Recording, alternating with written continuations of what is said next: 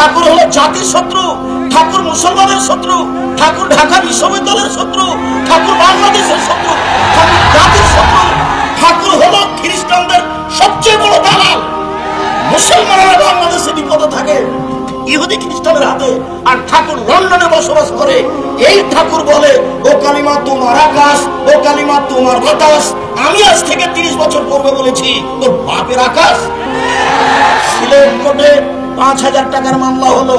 আমি ঠাকুরের অপমান করেছি? আমি ঠাকুরের অপমান করিনি।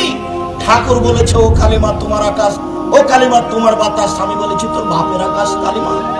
মুসলমানের বাচ্চারা অশিক্ষিত, ও প্রাধান্য দিতে পারে ঠিক ঠাকুরকে, তার গানকে প্রাধান্য দিতে পারে।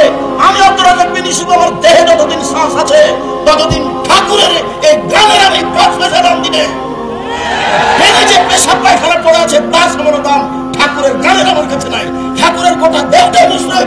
ঠাকুর নিজের হিন্দু, ঠাকুরের কলম হিন্দু, ঠাকুরের কর্ম হিন্দু, ঠাকুরের জাতি হিন্দু, ঠাকুরের গান হিন্দু। ঠাকুরের কথা আমার ছেলে মেয়ে পড়বে।